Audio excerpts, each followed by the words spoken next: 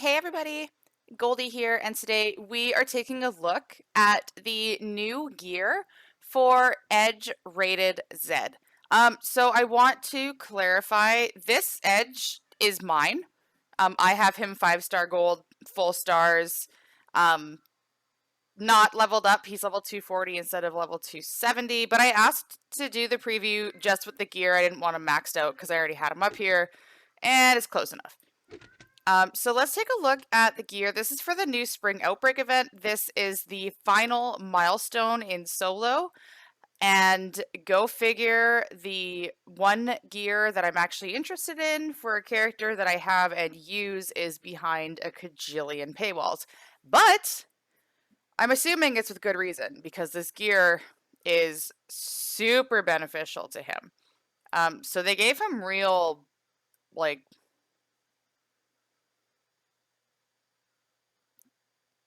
I don't even know how you would describe this. That's a vibe. But the important thing is not how it looks, but how it functions. And all color moves start with 4 more move points. So the common gripe with Zombie Edge was in feuds, he required double MP trainers. Because of this 7 MP move here, you would need to use Kofi and either Shamrock Breath or NWO Perfect to get everything ready to go on turn 1. And then that would take away a trainer spot. So my purpose of this video is going to be for feuding, because I do use him in feuds. He's my main tech right now.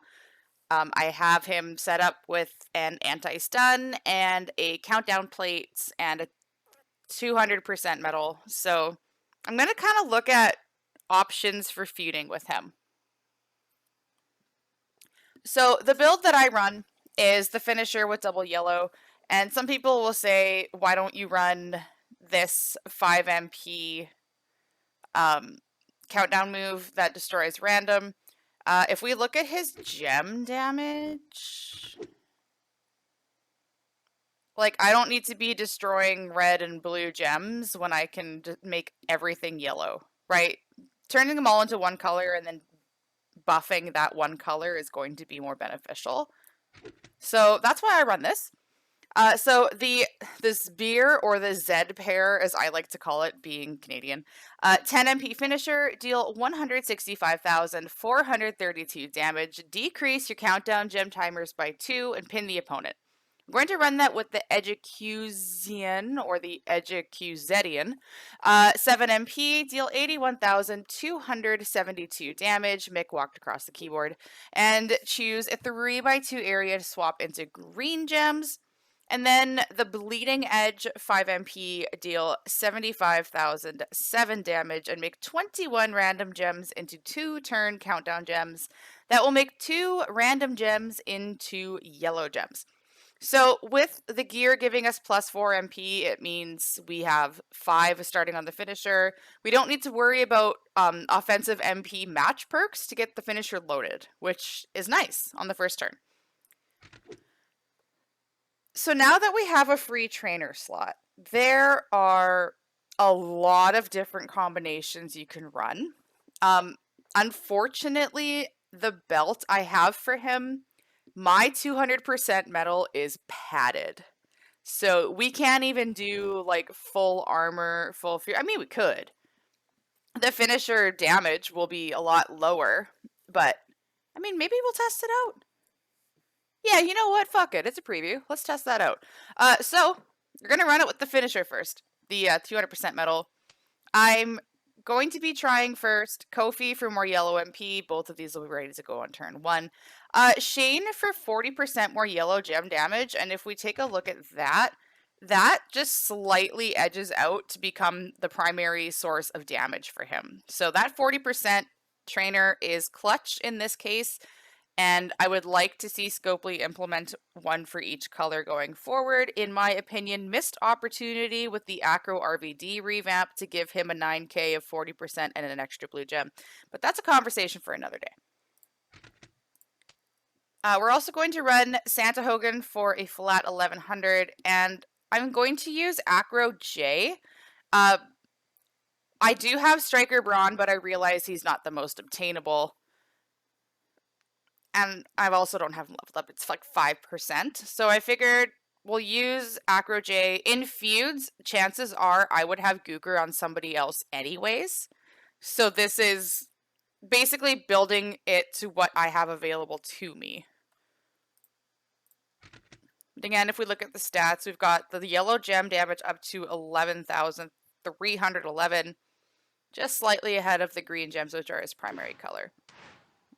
Now, if we go and take a look at the belts, this could also be finessed in many different ways depending on your belt bonus, if you have the countdown plate or not, if you have a strong finisher medal. So if we take a look at the strap stats, keep in mind that the defensive percentage and the offensive percentage takes into account the plate. So the plate is showing an extra 50% for all of our gem damage and an extra 35% for all of our gem defense. We do have a broken set, so it's really only 20% gem defense, and then this medal is giving us another 16. So 36%. Then it makes sense that the 35% is being included for the 71. But if we take away the 50% gem damage, we do have 41.78% more damage to our yellow gems. I tried to look for substats that did that. And as you can see, 200% metal for the finisher. And a little bit of flat damage, not that it matters. We do have stun immunity, which is not going to be relevant right now.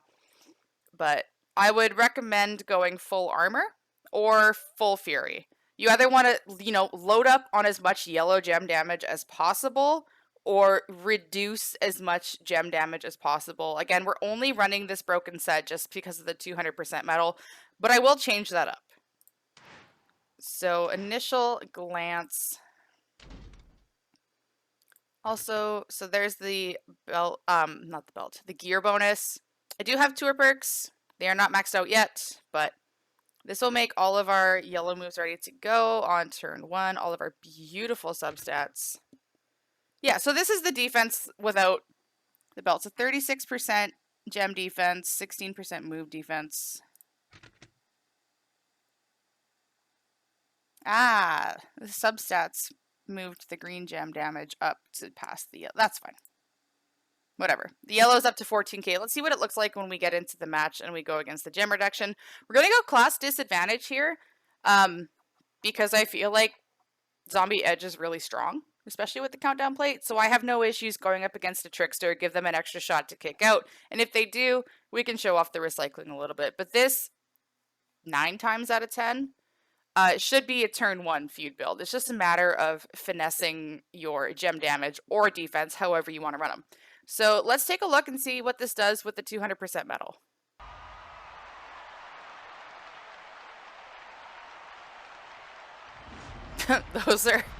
Those sunglasses are a choice. Oh, it doesn't wrestle with them on. Lame. Okay, well, our green gems are scattered out in a really stupid way, unfortunately. But we don't need to worry about linking them together. What I really want to do is just, I can't go there because that's going to hit. Can't go there because that's going to connect. Can't go there because that's going to connect. I don't want a wild card. I just want 2-3 matches to load the finisher. Thank you. Appreciate it. Let's see. So we're reduced back down to 11,000. And oh, the green gem damage should go less. Cool. Cool. Let's hit the bleeding edge. I don't think running Acro Jimmy or Texina is necessary for this. You're putting out 21 countdown gems. You only need 4 to trigger the plate. And 21 countdown gems that make 2 random into yellow. So you're making 42 yellow gems. The board only has 49 gems on it. If you have 7 yellow gems, you're fine. With the 200%, the finisher is just shy of 500k. And Yellow gem damage is up to just under 15,000 with this broken belt build.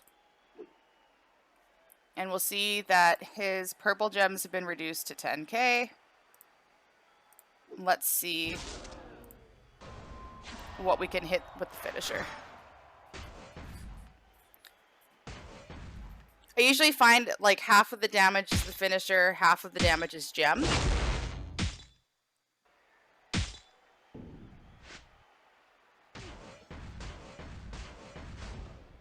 Or in this case, a hell of a lot more gem damage.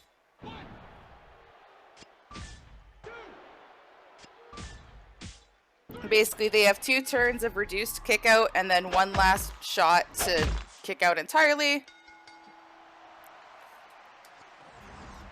So let's remove that 200% metal. I think I have a 50k flat green armor, but let's see how this looks with full armor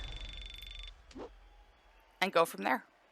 All right, so we have switched over to a full armor belt with a 50,000 flat addition onto green moves. So going to reduce our green move damage significantly, but is going to give us a little more gem defense. I think in the long run, it'll be more beneficial. I think we're going to keep the same entourage, and then let's see how this looks. So finisher went from 493, 498. We lost like almost 300k on the finisher, but it's not the end of the world. Again, no real favorable place to put this up top.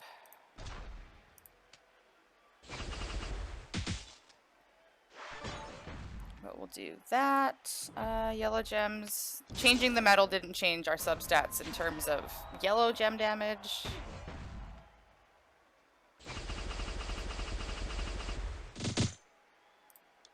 So up to just shy of 15k.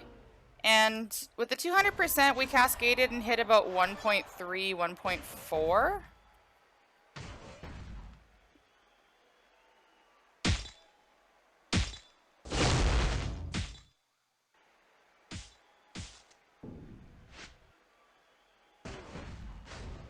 Still hit for over a mil on the finisher. We do have some more gem reduction, but he's going to cascade into oblivion, it seems.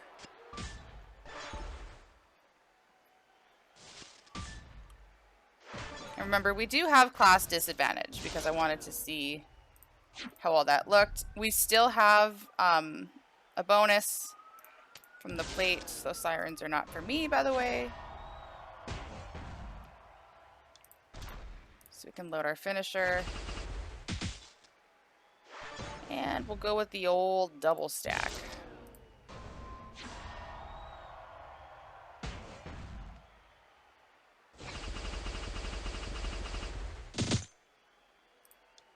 So those are doing 18k now, and his purple gems are down to 8.3. Hit the finisher again. Should hit for more than a mil with the double stack, but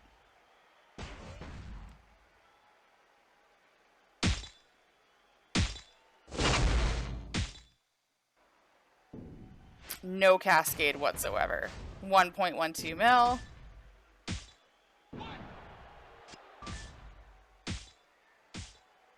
Damn, son. Really? Cascade City.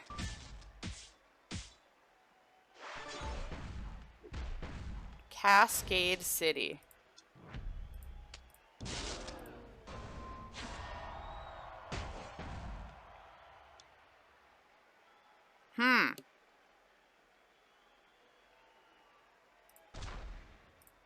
We have pin bar, so this should be fine. Yeah, perfect. Take a swipe.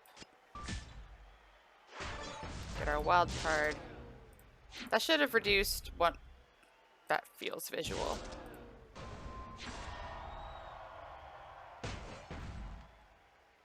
Let's see. 22,000. Okay. I feel like this is a third stack, which shouldn't have happened because it was a third occasion, and it's only good for 2 turns, but...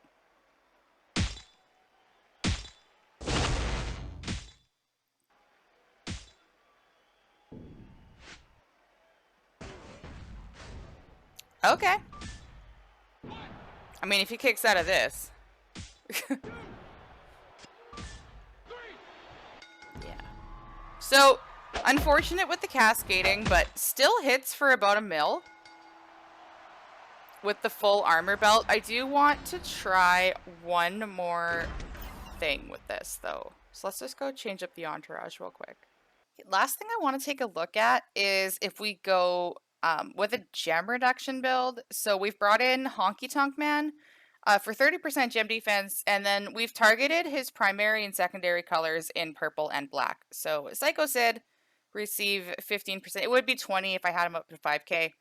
And Zombie Asuka for 20% defense from black gems. We did take off Shane, which means our yellow gems are now down to 7,200 instead of 11, whatever it was.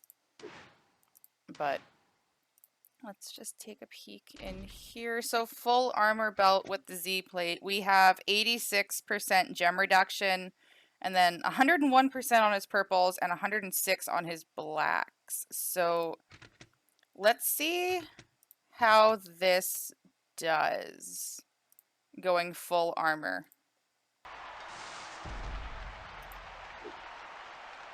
So going in, his purple gems are only hitting for 7,000.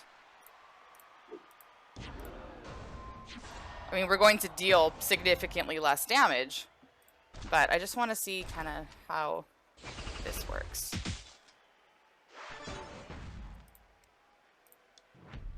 We're doing 72.97.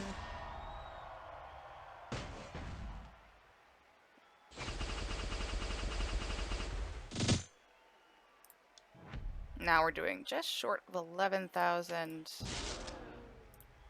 Finisher is doing just short of 200,000. Get a critical hit.